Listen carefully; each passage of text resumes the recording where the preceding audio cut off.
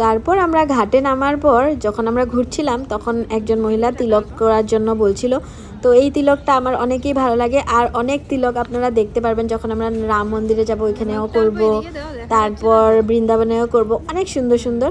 তো আশীর্বাদ দিচ্ছিল আর তিলকটা করে দিচ্ছিল, অনেক ভালো লাগছিল। তারপর আমিও করেছি, আমার হাজব্যান্ডও করেছে, ভাইও করেছে, মাও করেছে, বাবুও করেছে, সবাই করেছে। ফার্স্ট মা, বাবু আর ভাই করেছে। তো তো আমি ওইটার ভিডিওটা নিতে পারিনি, কেন কি আমরা আগে আগে যাচ্ছিলাম। তো আশীর্বাদ দিচ্ছে, এখানে আমি একটা ওনার সাথে ফটো নিয়ে নিয়েছিলাম। তারপর এখানে আমার হাজব্যান্ড করেছে। মা, বাবু, ভাইকে করা দেখে, মাসিকে করা দেখে আমি দৌড়িয়ে এসেছি করার জন্য। তারপর এই যে করে নিলাম, ভাইও এখানে করেছে। তারপর আমরা একটা ছোটো মোটো ভিডিও বানিয়ে নিলাম। ঘাটটা মানে কি বলবো, যত দেখছিলাম ততই মানে ভালো লাগছিল। আর এইদিকে সন্ধ্যা আরতি শুরু হয়ে যাচ্ছে।